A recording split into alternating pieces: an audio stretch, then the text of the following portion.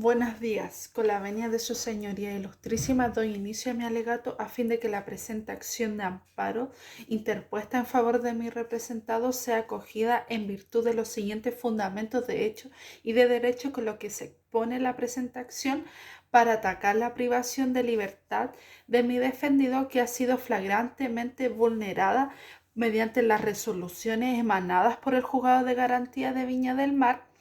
que han vulnerado las garantías constitucionales protegidas por la acción de amparo contemplada en el artículo 21 de la Constitución Política de la República y el auto acordado de la Corte Suprema número 754 del año 2008. Creemos, su señoría ilustrísima, que la acción de amparo constitucional es el único mecanismo idóneo que permite cesar la privación de libertad del amparado en consideración de su inimputabilidad, y en concordancia de ello se restablezca el imperio del derecho. En este contexto, su señoría ilustrísima, voy a exponer los argumentos que tienen mayor relevancia en consideración de la exposición ya realizada por el señor relator. Sobre el particular, tres son los puntos relevantes que quiero abordar. En primer lugar, que con fecha el 7 de febrero de 2020 se formalizó al amparado por el delito de robo con violencia, decretándose la medida cautelar de prisión preventiva, sin considerar el tribunal que el imputado padecía de esquizofrenia y que incluso en ese momento se oficiaron a los centros de salud donde el señor Martínez Montes se atendía. Respecto a este punto hay que precisar, su señoría ilustrísima, y al tenor a lo previsto en el artículo 458 del Código Procesal Penal, que ante antecedentes que hagan presumir la enajenación mental del imputado, el tribunal está obligado y no facultado a suspender el procedimiento y requerir los informes establecidos en el mismo artículo, lo que significa interpretar literalmente al tenor de la ley y clasificar esta norma como una norma imperativa.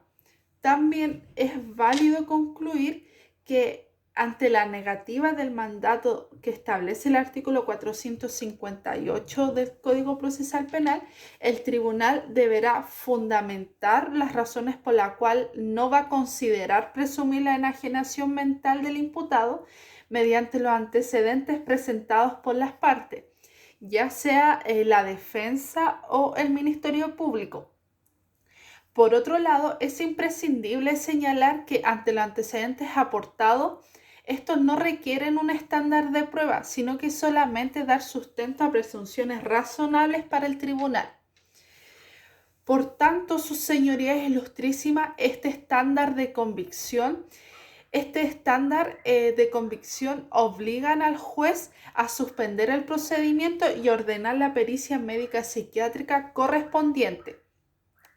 En segundo lugar, y sin perjuicio de lo señalado anteriormente, en la resolución de fecha 29 de junio del año 2020, que dio pie para este arbitrio constitucional, no se señalan los motivos de hecho y de derecho que fundamentan la sustitución de la internación provisional por la medida cautelar de prisión preventiva, de tal forma que en dicha resolución solo se expresa una comunicación hacia el Ministerio Público informando que se dejará sin efecto la suspensión del procedimiento y finalmente se va a decretar la prisión preventiva.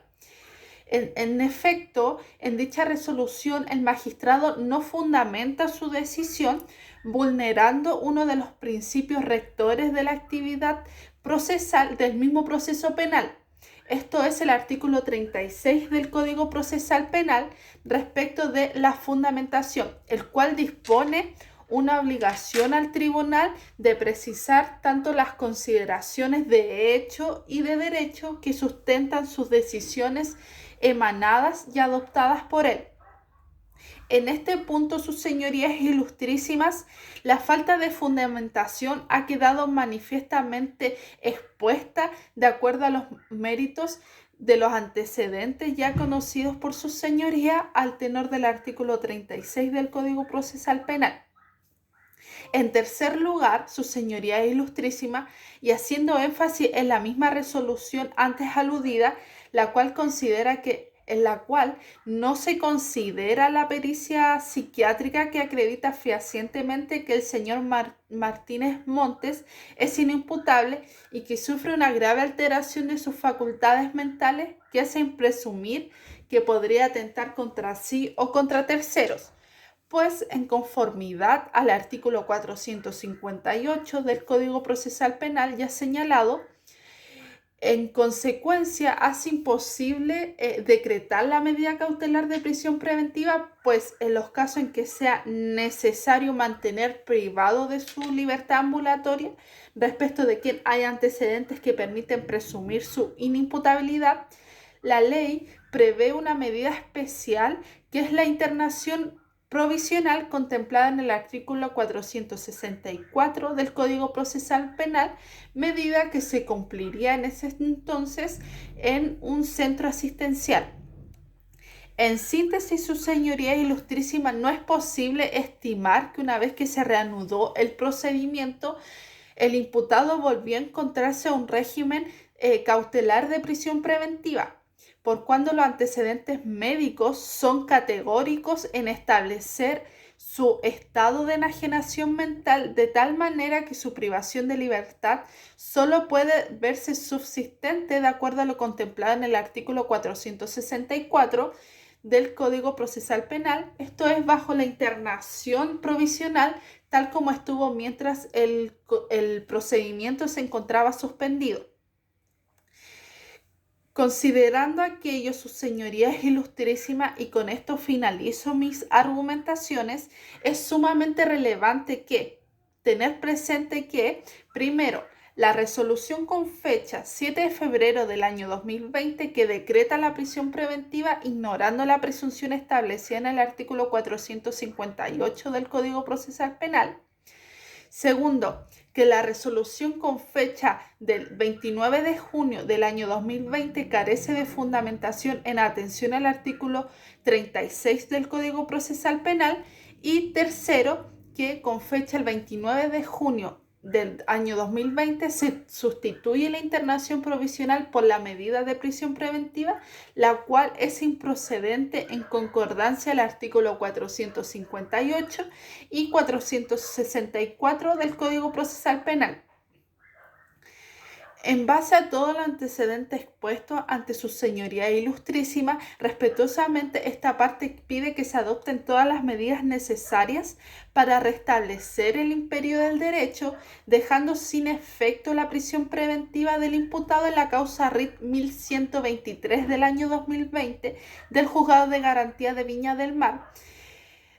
decretada por resolución, manteniendo la internación provisional decretada en su oportunidad,